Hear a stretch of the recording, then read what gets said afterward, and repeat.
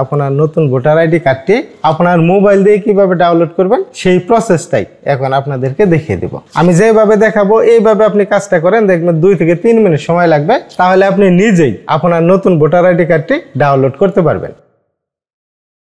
Mobile দিয়ে voter ID card download করার জন্য প্রথমেই এনআইডি ওয়ালেট এই অ্যাপটি আপনার মোবাইলে ইনস্টল করে নেবেন। এই অ্যাপটি যদি ইনস্টল করা না থাকে তাহলে কিন্তু আপনার ভোটার আইডি কার্ড ডাউনলোড করতে পারবেন না। অ্যাপটি ইনস্টল করা হয়ে গেলে আপনার ফোনের যে কোনো একটি ব্রাউজার ওপেন করবেন। আমি এখান থেকে ক্রোম ব্রাউজার ওপেন করলাম। আপনার ইচ্ছা মতো আপনি যে কোনো ব্রাউজার ওপেন করতে পারেন। এখানে এই ঠিকানাটা লিখবেন, আমি যে ঠিকানা এখানে দিয়ে দিচ্ছি এই ঠিকানাটা লিখবেন। দেখেন এখানে সুন্দরভাবে দিয়ে দিছি, এই যে এই ঠিকানাটাই লিখবেন এবং স্ক্রিনেও দেখা যাচ্ছে সেম এইভাবে এই ঠিকানাটা লিখবেন। তাহলে কি হবে, খুব সহজে আপনি ওই জায়গায় যেতে পারবেন, যে জায়গা থেকে খুব সহজে আপনি ভোটার আইডি কার্ড ডাউনলোড করতে পারবেন। ঠিকানাটা লেখার পর নিচের দিকে এখানে দেখতে পারবেন গো অথবা সার্চ, এটা সার্চ করে দিবেন। সার্চ করে দেওয়ার পরেই দেখতে পারবেন ওই ওয়েবসাইটটা চলে আসবে। এই ধরনের একটা ইন্টারফেস দেখতে পারবেন।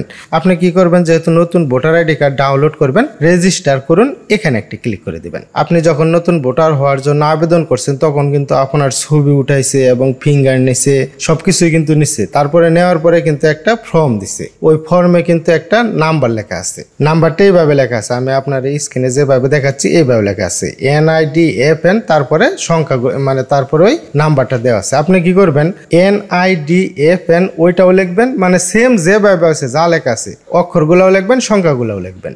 জাতীয় পরিচয়পত্র নম্বর, ফর্ম নম্বর এখানে লিখবেন ওইটা। তারপরে এখানে জন্ম তারিখ দিয়ে দিবেন, দিন, মাস এবং বছর। তারপরে দেখেন নিচের দিকে এখানে আছে ছবিতে প্রদর্শিত কোডটি প্রবেশ করান। এটা একটু বড় করি, একটু বড় করার পরে দেখেন এই যেখানে একটি কোড দেওয়া আছে, মানে ক্যাপচা দেওয়া আছে। এই ক্যাপচাটা আপনার ক্ষেত্রে অন্যরকম থাকতে পারে, যেটাই থাকে সেটাই দিয়ে দিবেন। আমি এখন এখানে পূরণ করে দিচ্ছি, এখানে ফর্ম নাম্বার দিয়ে দিচ্ছি, এখানে জন্ম তারিখ দিয়ে ক্যাপচা দিয়ে দিচ্ছি।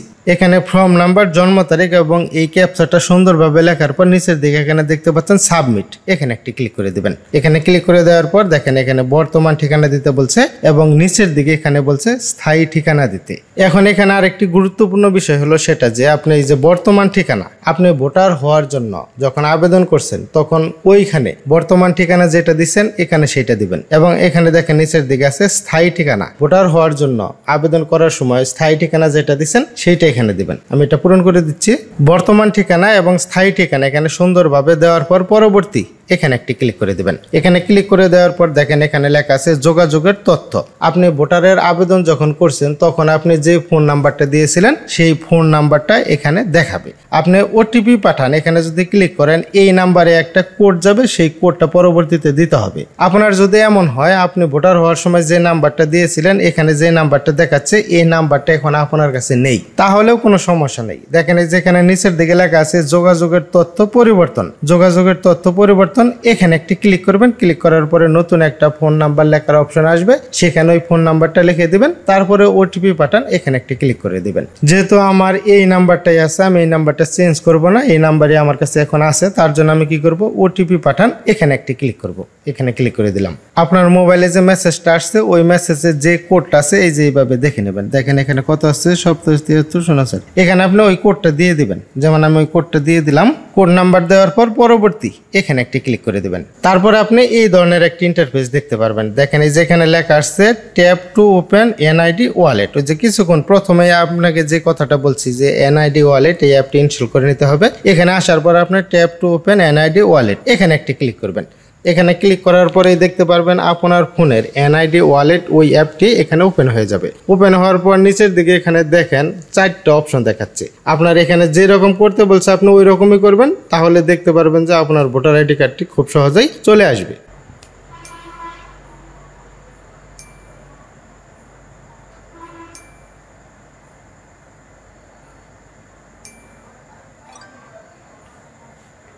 দেখেন আমার কিন্তু সুন্দরভাবে স্ক্যান করা হয়ে গেছে। যখন আপনার এখানে দেখতে পারবেন যে 4টায় টিক উঠে গেছে তখন আপনি বুঝতে পারবেন স্ক্যান করা হয়ে গেছে। তারপরে এই ধরনের লেখা আসবে, ওকে এখানে একটি ক্লিক করে দিবেন। তারপরে আপনি এই ধরনের একটি ইন্টারফেস দেখতে পারবেন, স্বাগতম। এই যে এখানে আপনার নামটা চলে আসবে এবং এখানে ছবি দেখাইতে পারে, এখানে নাম চলে আসবে। একটু নিচের দিকে যদি আসেন আপনি এখানে দেখেন এই যে এড়িয়ে যান এবং পাসওয়ার্ড সেট করুন। আপনি ইচ্ছা করলে পাসওয়ার্ড সেট করতে পারেন, আমার মনে হয় যে ওইটার কোনো প্রয়োজন নেই। এড়িয়ে যান, এখানে একটি ক্লিক করবেন। এড়িয়ে যান, আমি এখানে একটি ক্লিক করে দিলাম।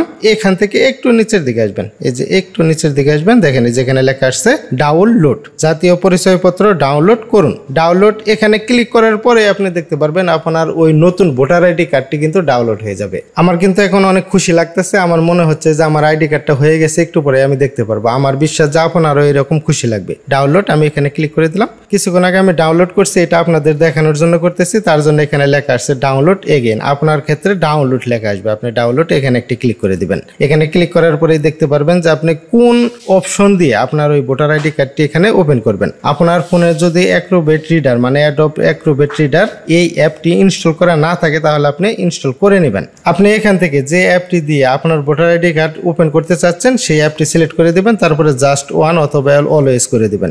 আমি জাস্ট ওয়ান করে দিলাম। দেখেন এখন কিন্তু ওই আমার ভোটার আইডি কার্ডটি চলে আসবে। এই যে দেখেন আমার ভোটার আইডি কার্ড কিন্তু চলে আসছে, আমার নতুন ভোটার আইডি কার্ডটি হয়ে গেছে। এভাবে আপনি খুব সহজে আপনার মোবাইল দিয়েই আপনার নতুন ভোটার আইডি কার্ডটি ডাউনলোড করতে পারবেন।